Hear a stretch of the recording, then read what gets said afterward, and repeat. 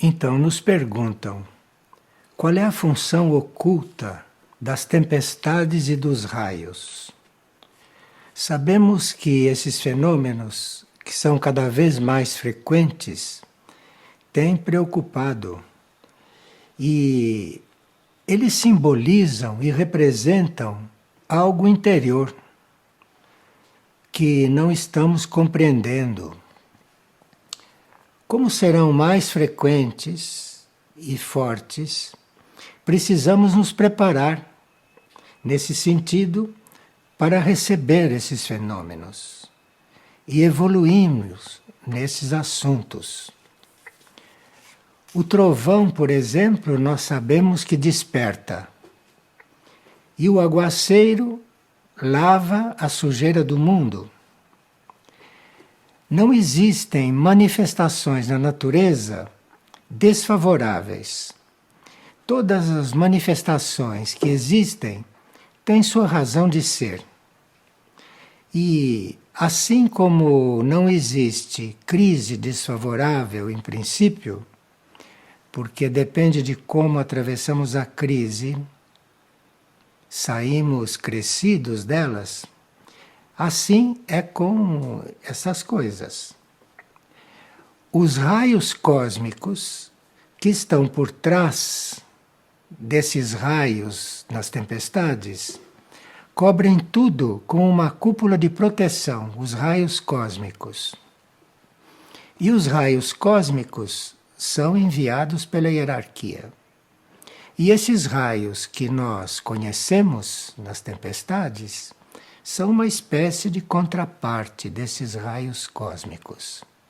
Então, para que servem? Vamos buscar a parte oculta destas coisas, porque ali pode estar a explicação. Duas pessoas nos enviaram perguntas sobre as tempestades e os raios. Uma delas diz: qual é a função dos raios aqui na Terra? Eu falo daquele raio que acontece durante as tempestades. Sei que tem explicações científicas, mas eu gostaria, se for permitido, sabermos se há mais coisas sobre a função desses raios que caem aqui na Terra. E a pessoa diz: eu tenho uma relação muito difícil com esses raios que caem durante as tempestades. Eu não tenho medo de ser atingida, ela diz. Mas o meu medo é do som muito alto que eclode e da imagem forte que os raios causam no céu. Sinto que o raio é muito mais do que a nossa ciência explica. E a outra pessoa que está perguntando sobre tempestades e raio diz o seguinte: qual é o trabalho oculto que as descargas elétricas dos raios promovem durante uma tempestade? Qual é o trabalho oculto que essas descargas exercem? Isto vem ocorrendo, ela diz, com muita intensidade em diversas cidades do Brasil. Na cidade onde habitamos, a cada ano há um aumento significativo do número de raios que caem em casas, em pessoas, em animais, com muito mais violência ou intensidade. E ela diz que em curto espaço de tempo, com dezenas de descargas por minuto, as tempestades estão sempre mais violentas. E ela pergunta: qual a atitude que se deve ter perante isso? Qual deve ser o nosso comportamento? Então, o que nós sabemos é que as tempestades, as suas emanações, intensificam muito os nossos centros etéricos, os nossos centros energéticos. E Mestre Moria, no Agni Yoga, quando fala de tempestades e de raios, ele diz que enquanto a tempestade acontece, é bom manter o pensamento positivo. Cuidar para que o pensamento naqueles momentos não seja negativo. Isso diz um mestre espiritual. E ele diz: saber aguardar a tempestade passar, cuidando do pensamento naqueles momentos de forma especial. Você não tem que ter medo da tempestade, não tem que pensar em desgraça. Você tem que cuidar do seu pensamento, de ter um pensamento positivo e esperar que a tempestade passe. As tempestades e outros fenômenos na natureza não impedem o fluir da energia da alma. Isto que é importante. Pelo contrário, as potências de uma tempestade podem levar ao cultivo do pensamento. Veja que Mestre Moria faz uma ligação entre tempestades e o nosso pensamento. Ele diz: observe-se as condições excepcionais que são criadas durante uma tempestade, que abrem portas para novos conhecimentos internos. Mas isto que você deve estar cuidando do seu pensamento naqueles momentos. Então, esses fenômenos da natureza muito incisivos, muito fortes, isso, se você naqueles momentos está com pensamento positivo e não está com pensamento normal, com pensamento negativo, isso abre portas para novos conhecimentos internos. Então, tudo aquilo tem uma repercussão muito interna em nós. Agora, Moria ainda diz: tempestades magnéticas indicam também as variações nas deliberações da sociedade. Então, sim, uma grande cidade, as tempestades magnéticas estão se tornando frequentes, é preciso ver o que aquela sociedade está deliberando, como aquela sociedade está se comportando. E ele diz que as tempestades, então, influem nas funções dos organismos sensíveis. Ele nota que plantas, animais, reagem durante as tempestades. Mas o homem, será que percebe isso? Será que o homem percebe o que a tempestade está produzindo no seu plano sutil? Aliás, ele diz: não existe quietude entre as criações cósmicas.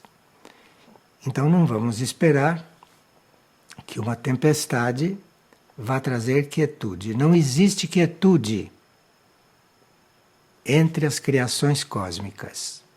Quem sabe ver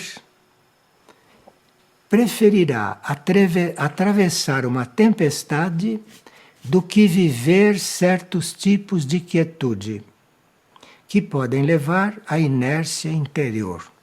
Veja que ele está ligando esses fenômenos um pouco violentos como tratamento para a inércia interior.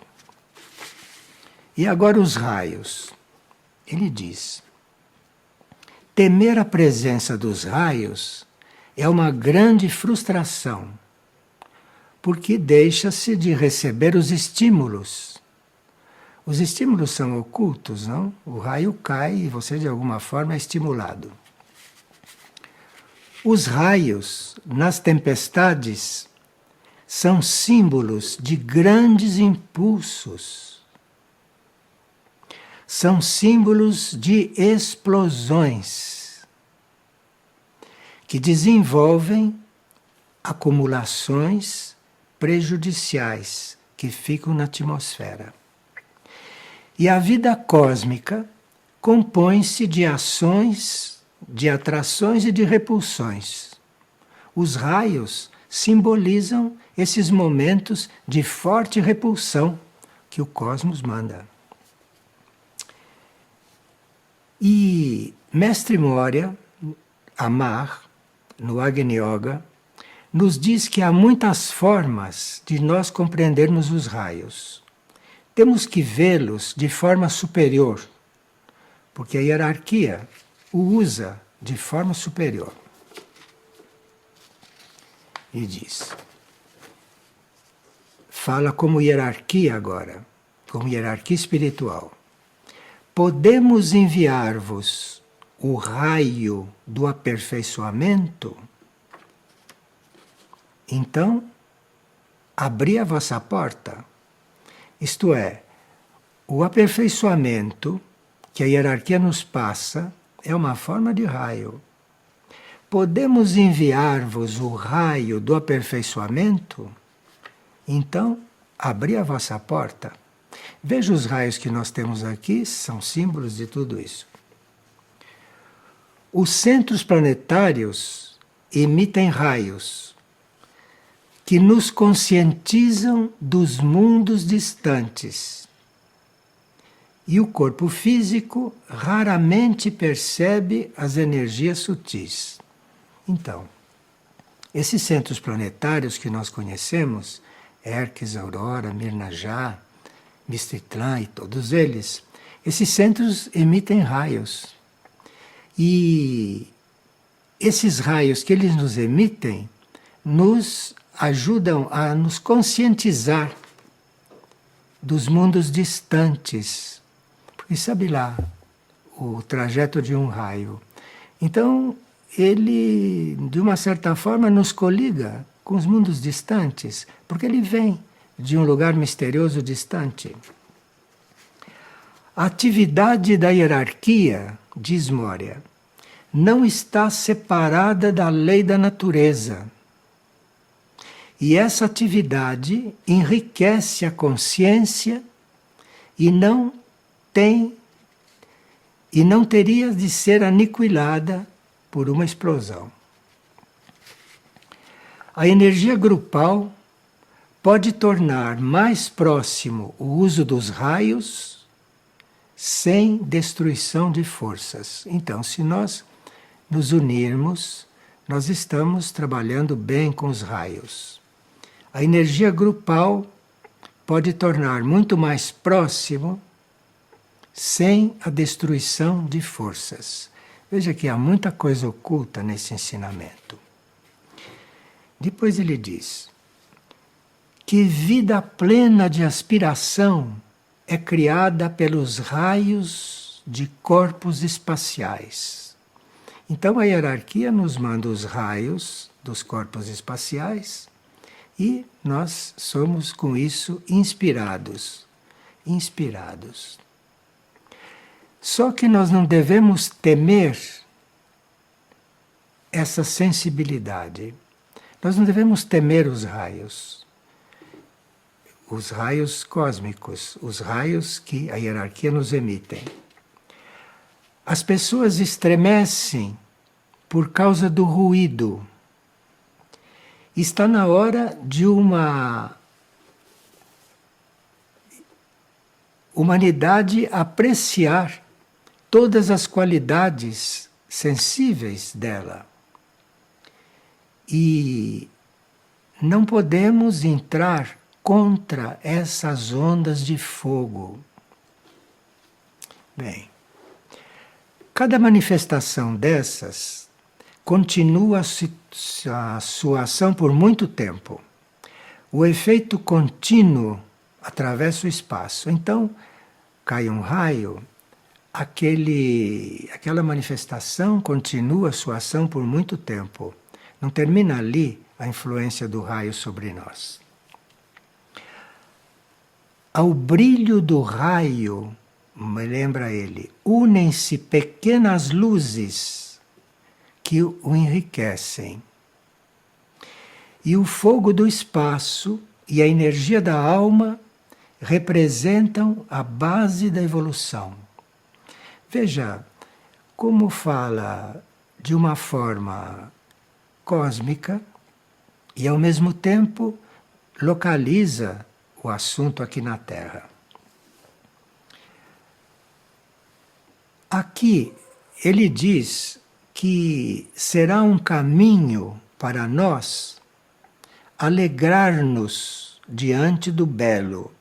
Aqui ele já está dizendo que é um belo espetáculo, uma tempestade, e é um belo espetáculo quando os raios caem. E nós precisamos aprender a nos alegrar diante do belo, porque isso acumula energia e coliga com os mundos distantes. Porque todas estas coisas um pouco misteriosas e um pouco entregues à natureza e à hierarquia, tudo isto, se nós observarmos bem, com tudo isso, nós vamos ficando mais sensíveis aos mundos distantes, não a este mundo, aos mundos distantes. Diz, às vezes é necessário usar o raio aniquilador para traição, por exemplo. Bom, como a humanidade é um pouco traidora, não? Então, o raio aniquilador é usado para remédio da traição. Veja que coisas que inimagináveis. E se a hierarquia não fala conosco, se a hierarquia não nos explica certas coisas, nós passamos a vida toda diante de todos esses fenômenos da natureza sem saber do que estamos vivendo, sem saber do que está acontecendo. E ele diz que não são só esses raios. A luz do sol está cheia de raios. E quem tem um pensamento superior começa a percebê-los. Os raios do sol você começa a perceber os efeitos deles e começa a perceber o grau em que eles estão se você se mantém num regime de pensamento superior. Ele diz que os raios do sol são raios cósmicos, que se pode perceber com os olhos fechados. Para isso já é comunhão com os mundos distantes. Então, estes raios preparam o nosso interior para uma comunicação com os mundos distantes. E quando vêm os raios do sol, os raios cósmicos através do sol, isto, se nós começamos a perceber, se nós começamos a sentir esses raios do sol, quer dizer que já estamos numa certa comunhão com os mundos distantes. É por isso que as pessoas dizem, o sol está quente, o sol está isso, mas não sente realmente o que os raios estão fazendo. Ele diz, a hierarquia emite raios cósmicos, que são as sementes do despertar do espírito, do despertar da mônada.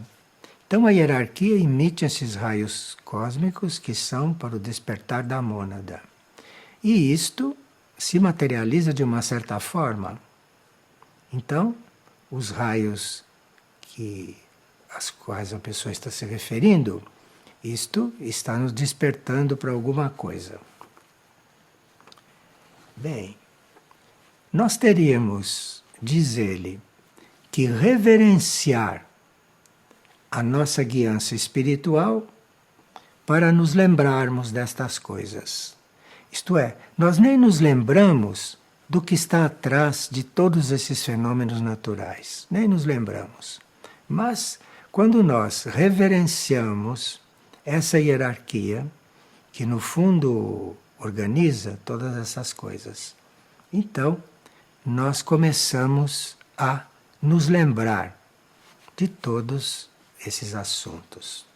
Ele diz, raios cósmicos criam túneis que permitem a expansão da atividade consciente na matéria. Isto é, a Terra é imersa numa ignorância, não? E nós somos bastante ignorantes. E os raios cósmicos emitem túneis, formam túneis nesta camada de ignorância, os raios cósmicos. E isto vai nos dando uma atividade mais expansiva na matéria. Não ficamos tão materialistas cegos, mas vamos tendo uma atividade inteligente na matéria. Depois ele diz que os raios cósmicos refreiam as massas do povo, mas poucos percebem isto. Então prestem atenção. Às vezes está para acontecer uma rebelião de massa entre as populações e de repente aquilo se esfria. Isto foram os raios cósmicos que refrearam certas coisas que iriam terminar em muita violência. Pois ele diz: os raios cósmicos penetram as camadas de ignorância e arejam o espírito sufocado. É difícil iluminar a escuridão das consciências. Veja o que está atrás disso que são as tempestades e disso que são os raios. Ele diz que nós podemos também receber raios dos planetas.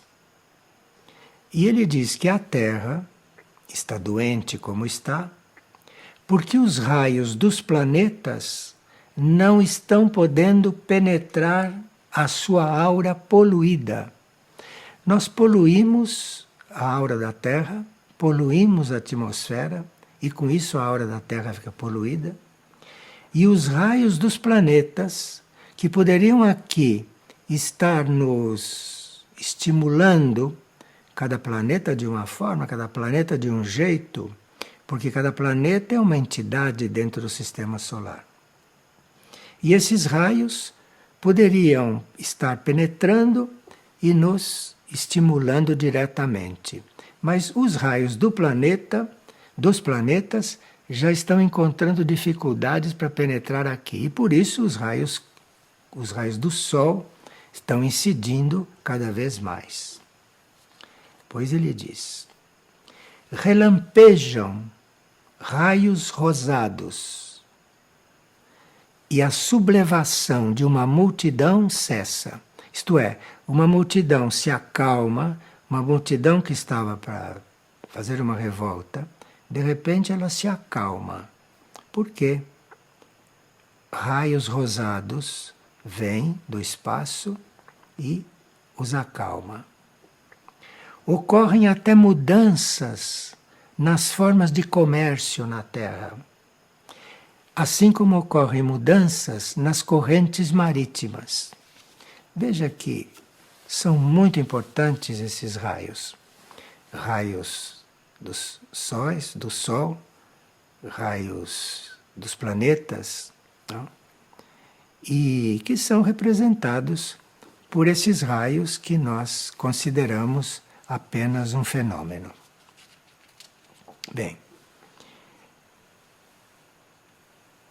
nós recebemos hoje 2 sonhos e são muito interessantes porque nesses sonhos a pessoa está sendo preparada para a transição planetária. Ela diz o seguinte: sonhei que estava em uma cidade. Do lado direito havia muitos prédios e do lado esquerdo havia uma grande montanha. Muitas pessoas oravam e em torno desta montanha outros a escalavam e havia ainda um grupo que somente observava de longe. Uma voz que nos instruía no sonho disse que o nome dessa montanha era Mahindra. E nesse momento saiu do topo dessa montanha uma grande quantidade de pombos que traziam no seu bico mensagens diversas. E em seguida abriu-se um portal e começou a emanar do cume dessa montanha um fluxo de água cristalina que ficava cada vez mais forte e formou-se então uma grande onda. E muitos que estavam próximos começaram a se afastar com medo de serem inundados pela água. Porém, outros continuavam a subir a montanha contra a correnteza, que por sua vez não os derrubava. A correnteza absorveu os que estavam mais próximos do cume e lavou aqueles que ainda escalavam a montanha e que saíam cantando louvores, como se estivessem preenchidos do Espírito Santo. Apareceu em seguida, no sonho dela, uma montanha ainda maior, do outro lado da cidade. E a mesma voz falou que era Samana que estava chegando. Então uma montanha era Maindra e outra montanha era Samana, que estava chegando. Esta lançou ondas muito intensas sobre todos nós, que chegávamos a cobrir o céu. Ondas que emanavam de Maindra correram ao encontro das ondas que emanavam de Samana, que eram as duas montanhas. E quando se encontraram, começaram a percorrer as ruas da cidade. E todos os móveis que estavam dentro das casas das pessoas foram levados embora por esta corrente.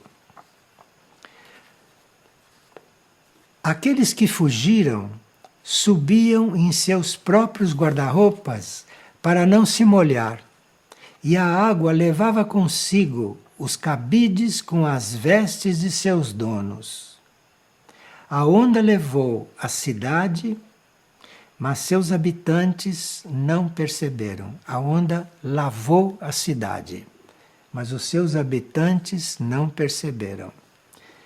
Veja que sonho mental, que sonho bastante criativo, hein? Eu fugi quando todas as luzes da cidade se apagaram e corri buscando o ponto mais alto para não ser afogada. Mas no meio do caminho percebi que havia ainda apenas um lugar com iluminação no meio de toda aquela escuridão. Porém era o ponto mais baixo da cidade, aonde a água já cobria quase por inteiro tudo. Meu coração falou mais alto e fui até lá, pois não estava mais com medo. O ponto mais baixo da cidade é para onde ela foi, e lá é que estava a segurança. Quando cheguei, vi que era uma gruta de Nossa Senhora de Lourdes, onde encontrei um grupo de crianças que se resguardaram ali.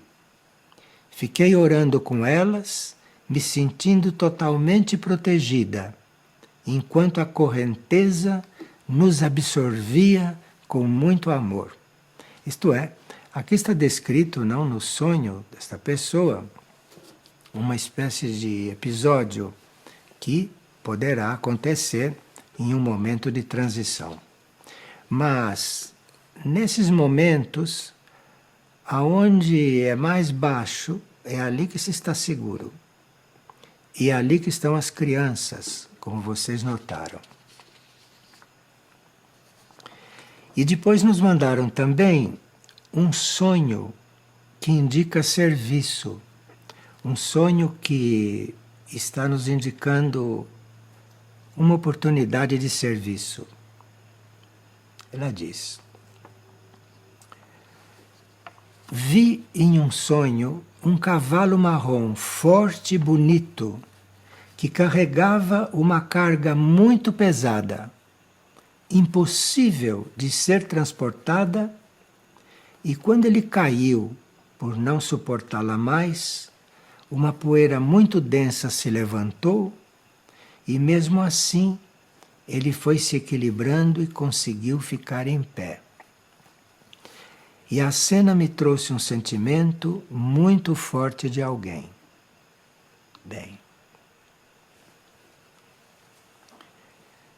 esse é um sonho que está indicando para a pessoa um motivo de oração. Então, este cavalo que cai, isto é alguém que está precisando de oração.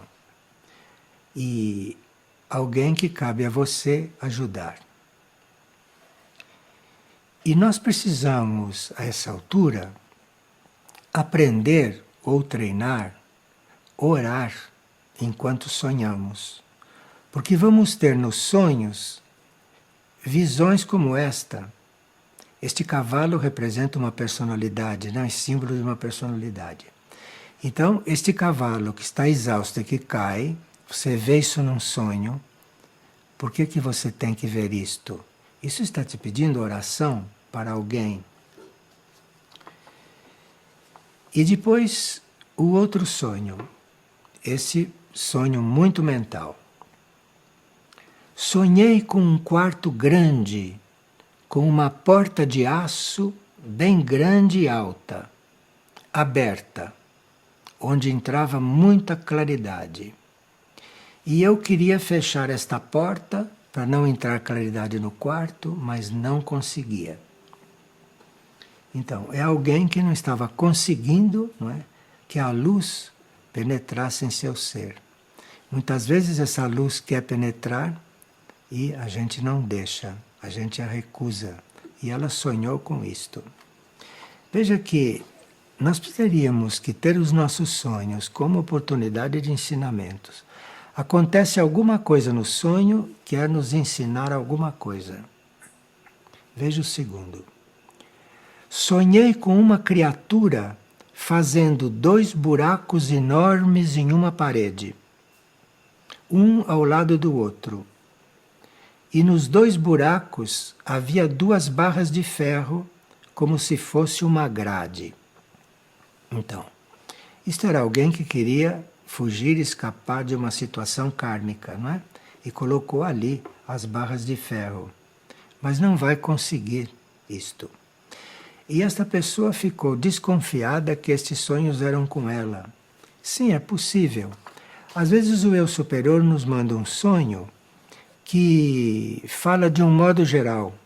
Não fala diretamente conosco. Não diz, você está querendo pôr uma barra para... Não, ele diz que põe uma barra e você recebe aquela mensagem, você recebe aquela energia, não?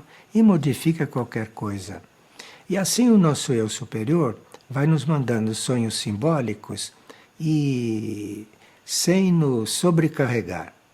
E nós no sonho recebemos aquela influência, recebemos aquela energia, não? E eventualmente nos transformamos. Porque um sonho nítido ou um sonho que nos impressione, isto influi muito sobre nós. Nós somos muito cuidados no sonho.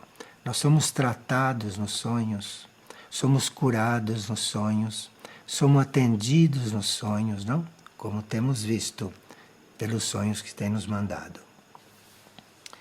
Agora aqui, 3 pessoas nos falam do mesmo assunto.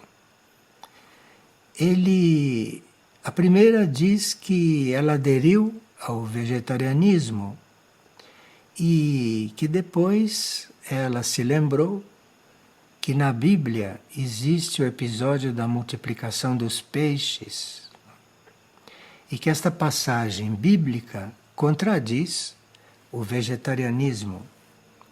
E a outra pessoa diz, como responder às perguntas das pessoas? Isso tudo é mais que um símbolo?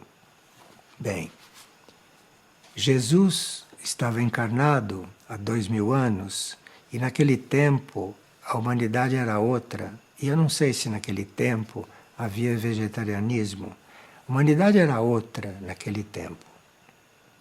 E claro que Jesus não tinha a menor necessidade de comer essas coisas. Aliás, se via, depois que ele passou 40 dias no deserto, se via que ele poderia dispensar alimentos. Mas se Jesus dispensasse alimentos, se Jesus fosse se comportar diante do alimento como para ele era real, as pessoas o teriam crucificado muito antes. De forma que, quando vem um avatar como ele, ou quando vem um grande instrutor, esse grande instrutor não sai muito daquilo que é o nível geral de costumes, não sai muito, porque senão ele é tido como um totalmente estranho, mais do que já é em princípio, né? E isto ficaria inviável o trabalho. Bem, agora com respeito ao fato de Jesus ter comido carne, as consequências da carne podem ser purificadas com uma certa facilidade, dependendo de quem está dentro daquele corpo. De forma que Jesus, se comeu carne de cordeiro, não é a mesma coisa que nós comendo carne de cordeiro. Porque as consequências naquele corpo dele ter comido aquela carne são consequências que se resolvem e se apagam com muita facilidade. Porque ali se pode usar aquilo que Moria chama do raio aniquilador. Então, você, se está consciente dos raios cósmicos, ou dos raios planetários, e você sabe usá-los, então você come carne de cordeiro e manda em seguida um raio aniquilador. E todos os efeitos daquela carne desaparecem. Todos os efeitos desaparecem. Mas isso são coisas ocultas da vida de Jesus e que vão acontecendo de nós compreendermos à medida que se levanta a questão. E claro que hoje, se Jesus voltasse a encarnar, claro que ele não iria comer carne, porque hoje já existe uma consciência dentro da humanidade com respeito ao vegetarianismo. Hoje a situação é diferente. Mas naquele tempo ele tinha que usar o raio aniquilador depois de tudo que comia.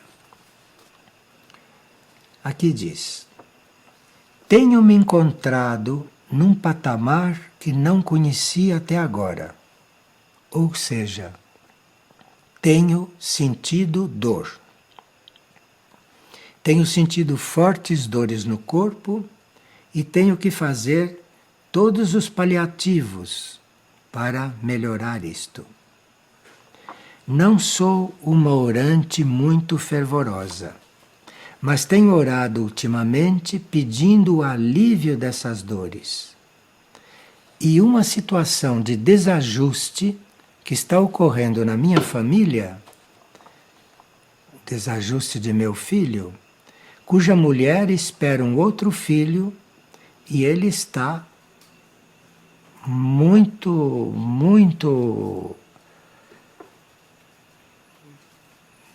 conflituado com essa situação.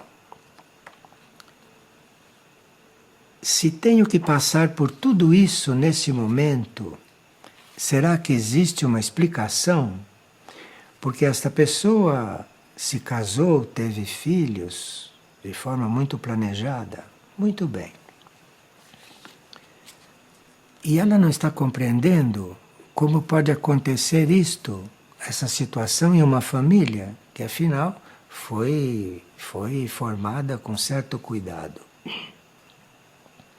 Bem, isto está fazendo com que você almeje a nova família que surgirá após a transição planetária. Então, se você sempre foi muito bem intencionada com sua família, e se dentro da sua família acontece tudo o que acontece apesar disto, Isto é para você almejar a nova família que surgirá. E essas experiências infelizes nesta vida a estão purificando e a estão amadurecendo. Porque se você tiver o destino de fazer uma família numa nova humanidade, você já experimentou esta forma de família e você está amadurecendo dentro dela e deve estar se purificando. Agora, se não aceitar estas coisas, se não estiver diante destas coisas com um certo desapego, você não estará tanto se preparando, mas estará se amargurando. Com as nossas experiências, nós amadurecemos. E há pessoas que devem formar famílias da nova era, da nova família, e que não sabemos bem como vai ser até agora. Essas pessoas estão sendo purificadas e estão sendo preparadas através de todos os problemas que estão vivendo nas famílias atuais. Porque realmente, nas famílias atuais, que estão como instituição em crise, não é? Muitas pessoas estão se preparando para uma nova família. Isto é, família como as de hoje não vão formar, porque aprenderam alguma coisa. E este é o caso desta pessoa. Pois a pessoa diz: sabemos que o ser humano encarnado na Terra permanece refém do prazer material. Existe aquele que conhece os caminhos, mas que fracassa em suas lutas.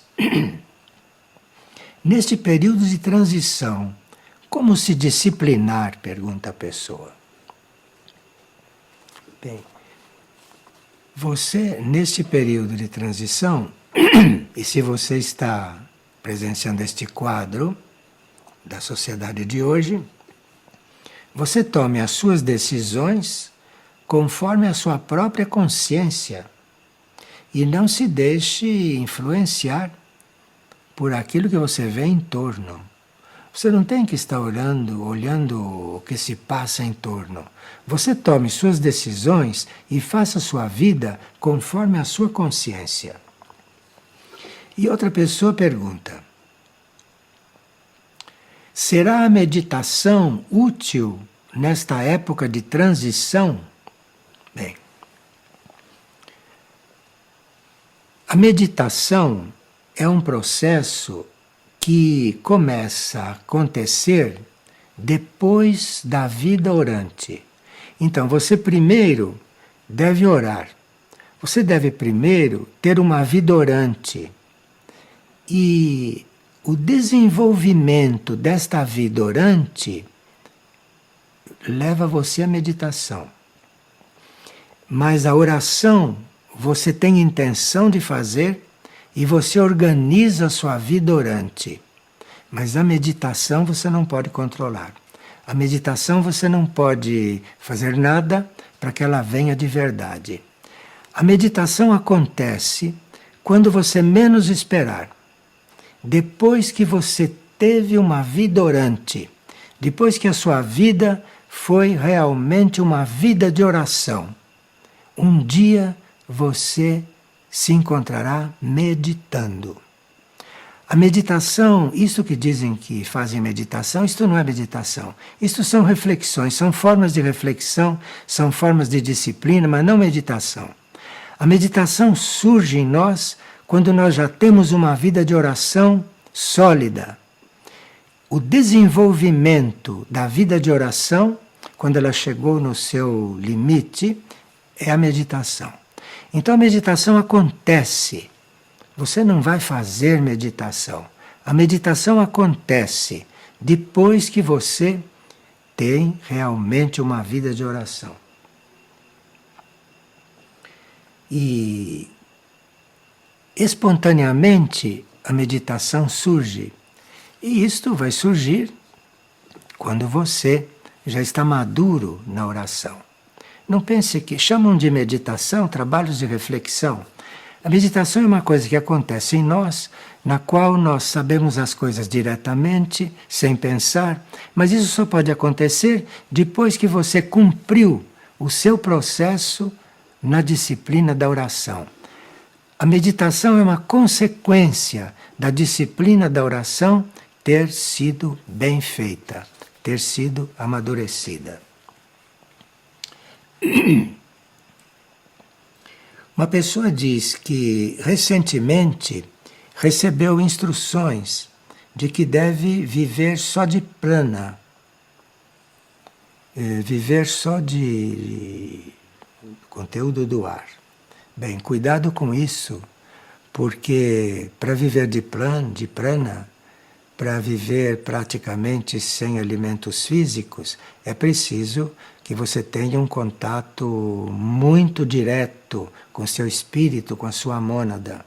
Porque para você poder dispensar o alimento físico e viver de prana, você precisa que a sua mônada alimente a sua alma e que você não precise mais de alimento físico como todos precisam, porque a sua mônada se encarrega, seu espírito se encarrega de te alimentar e se encarrega de manter o seu corpo.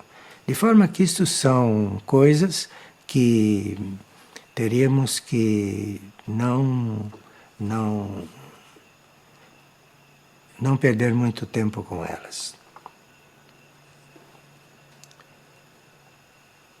Gostaria de saber se entre os seres humanos estão encarnados seres estelares, cuja missão é participar do processo de transição do planeta.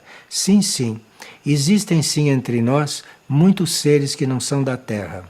Alguns estão encarnados e outros estão em planos internos, mas servindo à Terra, em planos de hierarquia. E claro que na transição do planeta, esses seres vão ser de muita valia, porque eles vieram para isso e eles são os únicos que têm uma experiência que pode valer naquele momento. Porque nós não temos nenhuma experiência daquilo que vamos passar.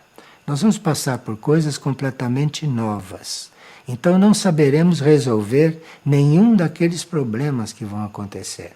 Então existem sim seres humanos encarnados, seres estelares e seres de outros planetas encarnados nos seres humanos. Só que esses seres são reais e não se fazem conhecer.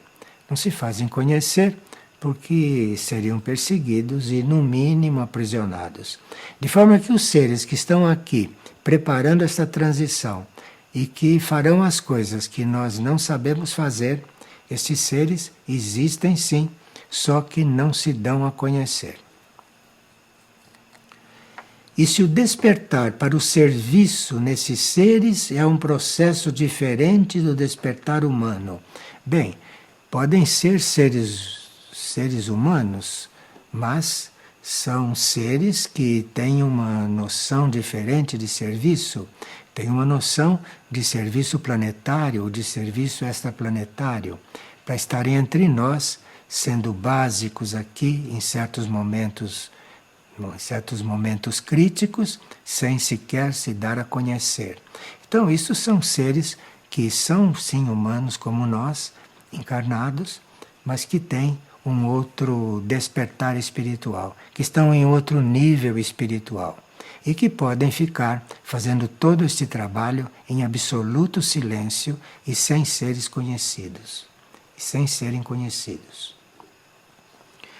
Quais são as relações kármicas desses seres junto ao planeta e à família terrena às quais eles podem pertencer, visto que ele veio de uma dimensão ou de um mundo superior? Bem, quando um ser desse calibre encarna, todo o karma dele é organizado. Todo o ambiente onde ele vai aparecer, onde ele vai surgir, tudo isso é muito bem organizado. Então, estamos falando destes seres, não? É tudo muito bem organizado E as famílias onde esses seres surgem são famílias também de almas que têm essa instrução. Quando essas famílias se formam aqui, esses seres já se entenderam lá em cima no espaço antes de se encarnarem e já vêm todos para uma determinada tarefa. E, portanto, um ser desse pode sim estar dentro de uma família. Mas isto não é uma família normal, mas é uma família onde existe já uma consciência, onde existe já uma consciência de seres que se unem para juntos servirem a humanidade. E aqui, uma última pergunta que nos fizeram. Cristo e Maria nos dizem que não podem oferecer alegria neste mundo, mas somente no paraíso. Entretanto, a Virgem, em algumas aparições, diz a pessoa, aparece em lágrimas. E Cristo nos diz que o seu coração ainda é afrontado pelo pecado da humanidade. E ela fica se perguntando como pode existir sofrimento também entre eles. O paraíso, a sétima dimensão, lá há sofrimento? Bem, quando se diz que Maria e Jesus estão sofrendo, eles estão sofrendo a dor da humanidade. Eles estão sofrendo pela humanidade, ou eles estão assumindo o sofrimento da humanidade para transmutar isso, para ajudar a transmutar. Então, se Maria aparece chorando, e se ele diz que está muito também, isto estão transmutando, e a dor que eles sentem é uma dor que não tem muito a ver com a nossa. Nós não podemos compreender a dor de um Cristo. A dor de um Cristo tem muito da dor de toda a humanidade, que ele, quando a assume, ele está transmutando, ele está modificando. E a sétima dimensão, que parece que é o que Maria chama de paraíso, claro que na sétima dimensão não existe sofrimento. Mas aqui ela sofre porque ela assume tudo aquilo que para nós é sofrimento. E ela assume isto, ela assume e transmuta. E quando ela transmuta, isto desaparece ou vira uma outra coisa superior. Isto são trabalhos ocultos da hierarquia. Não são esses trabalhos explícitos, não, que ela nos descreve para que a gente aprenda a trabalhar. Isso são trabalhos ocultos e que nós vamos assumindo, eventualmente, quando os seguimos. Então, quando você procura seguir uma hierarquia, você procura imitar uma hierarquia, você procura caminhar junto com a hierarquia, você vai então aprendendo muitas coisas dessas. E vai ver que não tem nada a ver com os nossos estados de ânimo. Sofrimento de uma hierarquia não é o nosso sofrimento. Sofrimento de uma hierarquia é aquele que ele assumiu para transmutar. Porque ele em si tem um conhecimento da vida, um conhecimento do plano e um conhecimento de leis superiores que não se pode dizer que ele esteja sofrendo assim como nós sofremos. O sofrimento deles é muito maior, mas isto não sei se é bem deles. Isto é algo que eles assumem para nos aliviar. E aqui a pessoa quer saber o que significa Nova Jerusalém, a que a Virgem Maria se referiu em uma aparição. Nova Jerusalém é um nome simbólico para indicar um estado de consciência que substituirá esse estado de consciência atual confuso e de sofrimento desta humanidade. Na Nova Jerusalém, isto é, nesse novo estado de consciência, se viverá outra vida, se viverá uma vida mais abundante. Nessa Nova Jerusalém, isto é, nesse novo estado de consciência, no qual nós estamos sendo chamados para entrar em todas essas manifestações de Maria. Muito bem, então vamos marcar o próximo encontro para fevereiro e vocês podem se preparar ou mandarem perguntas ou sugerirem temas, porque isso está movendo muitas coisas entre aqueles que estão participando. De forma que enquanto houver este interesse, enquanto houver perguntas, e sendo que a maioria nós estamos respondendo pelo correio, não estamos respondendo aqui, porque são perguntas de caráter muito pessoal, então, quando é possível, se responde diretamente. Agora, essas que são selecionadas para cá, são perguntas que, no fundo, dizem respeito a nós todos.